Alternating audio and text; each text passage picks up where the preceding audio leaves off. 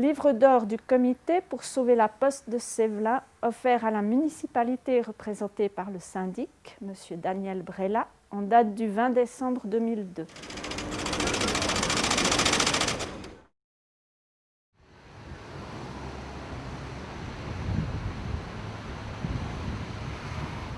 L'idée du livre d'or, en fait, est partie d'une discussion que nous avons eue lorsque les gens du quartier ont appris la fermeture des bureaux de poste, en outre les 6 qui avaient lieu à Lausanne. Comme j'étais concernée par celui de Sévelin, j'ai été voir la réunion qu'il y avait. Quelqu'un à ce moment-là a émis l'idée de faire signer des feuilles, de faire signer les gens pour montrer qu'ils n'étaient pas d'accord avec ces fermetures. Et puis, de fil en aiguille, on en est arrivé à l'idée d'un livre résistant, puisqu'il devait passer de main en main, et qui, une fois rempli, pourrait prouver que beaucoup de gens n'étaient pas d'accord avec ces fermetures. Le livre d'or, qui a été donné à toutes les personnes qui le désiraient pour être signé, dans le quartier, au bureau de poste, celui qui allait être fermé entre autres, et qui a participé à toutes les manifestations, a été présenté dans les magasins, dans les industries, petites ou grandes, qui ont bien voulu en fait le signer, mais je peux dire que presque tout le monde a signé. Donc il devait être très robuste, puisqu'il passait par de si nombreuses mains. Et le voilà, solide, cartonné, avec l'intérieur, ici, en feuilles détachées, qu'il s'est agi en fait de réunir ensemble et de recouvrir avec une belle toile jaune, puisqu'il s'agit de la poste, et qui définitivement a donné ceci.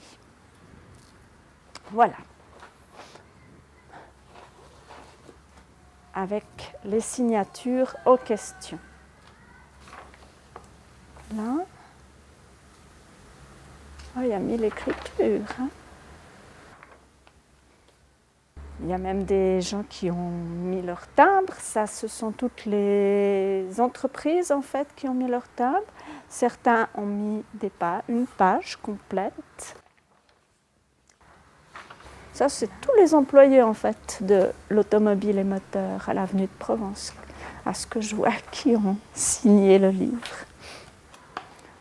Sévelin est utile pour tout le quartier. Nous n'acceptons pas votre décision de fermer la poste. Encore et toujours, ce sont les gens de petites conditions qui sont lésés. Toutes sortes de personnages. Une fois les signatures posées, afin que le volume soit entièrement rempli, et comme beaucoup d'entre nous avaient conservé des coupures de journaux, il a été décidé de les rajouter à la suite. Ça concerne à peu près tous les quartiers de Lausanne, plus certains bureaux comme Bassin ou des bureaux de petites villes ou villages qui malheureusement ont déjà été fermés. Le but de ce livre est d'être remis à la municipalité, monsieur le syndic Daniel Brella, afin qu'il montre que nous luttons toujours pour garder nos bureaux de poste ouverts dans les différents quartiers. Et nous espérons qu'il ira aux archives pour prouver un jour peut-être que notre lutte n'aura pas été vaine.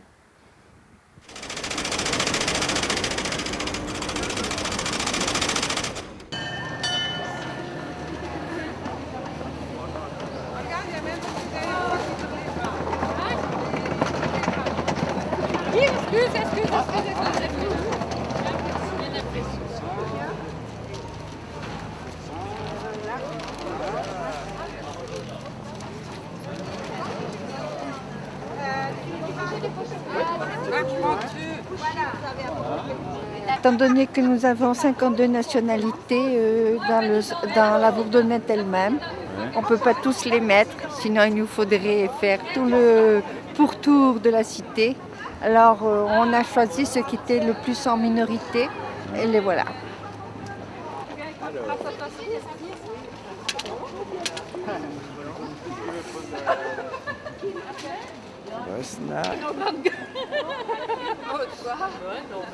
Moi, je viens de la Pontaise, justement, où on n'est pas concerné directement, hein, c'est par solidarité.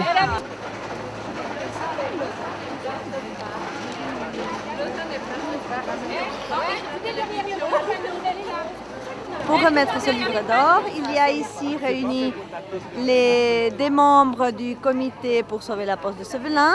Il y a aussi les membres des comités des postes d'Ouchy et de la Bourdonnette et du POP qui a présenté aussi une pétition.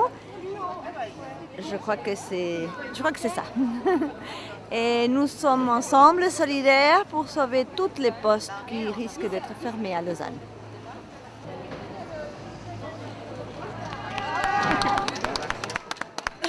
A été fabriqué par une membre de notre comité pour sauver la poste de Sévelin. C'est une dame qui est religieuse, c'est une des petites entreprises du quartier qui lutte aussi pour que cette poste reste ouverte. Nous avons un deuxième cadeau. Celui-ci, il est plus personnel. C'est un joli foulard comme nous portons. Ah ouais, t'es bien, dis donc. Merci beaucoup. Notre roman qui reste aussi pour que ce soit un symbole de notre lutte et de votre engagement de la municipalité à défendre les intérêts des habitants de cette ville. Bravo! Remercie pour la remise de ce livre. J'aurais presque envie, après bien sûr en avoir pris connaissance, de faire copie des meilleures pages à une autorité plus éloignée dont la géométrie variable a été multiple fois démontrée ces dernières semaines. Néanmoins, je vous certifie que la position de la municipalité n'a pas changé. Je vous remercie pour ce livre et bien sûr, il sera à disposition sur rendez-vous quand même, parce qu'on va pas le laisser de manière permanente dans l'entrée ici de ceux qui voudraient le consulter. Merci. Dans les conditions imposées par la Poste, penseriez-vous que l'intervention des politiques soit encore possible? Si oui, à quel moment et comment? Pour le seul, la municipalité continue à avoir des contacts par fonctionnaires interposés, voire ici ou là de manière plus directe. Ces contacts sont en général assez bons avec les responsables locaux. Néanmoins, chaque fois que ceux-ci veulent bouger, ils tendent à se faire remettre en place de fort loin d'ici, ce qui ne simplifie pas toujours le débat. Mais les prises de position fédérales en la matière sont hélas trop connues. Sur le fond, il faut bien sûr continuer à se battre. La solution globale, nous l'avons revendiquée, elle a été refusée à de multiples reprises par les autorités fédérales, ce qui signifie dans ces conditions, comme nous l'avons dit, que si nous aurions pu envisager de cautionner peut-être sur les 6, 1 à 2 modifications majeures après négociation globale, nous ne pourrons que nous opposer à toute décision de fermeture. Hélas, celles-ci sont en grande partie de ressort fédéral et la meilleure voie possible, c'est bien sûr l'initiative populaire, même si hélas, elle traite plus de problèmes des zones décentralisées que des zones urbaines. Et puis je pense qu'effectivement, le combat continue parce que petit à petit, après certaines très grosses erreurs stratégiques de ces 3 derniers mois de la direction de la Poste, celle-ci est plus déstabilisée qu'elle l'était avant. Et c'est peut-être une chose pour tous d'obtenir quand même un ensemble de résultats significatifs. Ceci dit, je pense que entre la carte qui a été donnée à l'époque et la vraie carte, il y aura un certain nombre de changements, même dans le pire des cas, mais ça ne restera pas satisfaisant pour autant. Et c'est pour ça qu'il faut maintenir l'action ferme pour obtenir le plus possible.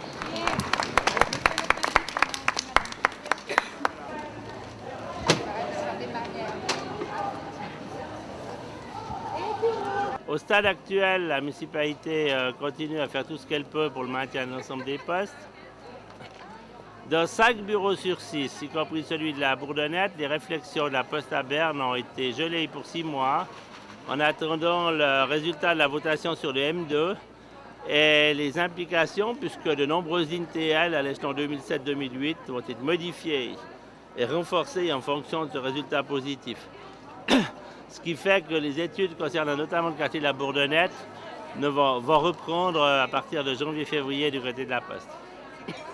En ce qui concerne le nord-ouest de la ville, la zone du Grec, qui n'était pas concernée par cette réflexion, eh bien là, on a une situation où la Poste risque de prendre des décisions au premier trimestre de l'année prochaine. Et on voit que si ça reste très ouvert sur les alternatives de même nature, ça reste très fermé quant à la volonté de fermer un certain nombre de bureaux de poste. Ceci dit, nous avons à de multiples occasions, les fonctionnaires communaux et nous 2 fois moins, rendu attentifs de manière très forte à Poste sur la situation exceptionnelle de la Bourdonnette. Nous croyons qu'en tout cas ces arguments ont été entendus par les dirigeants locaux.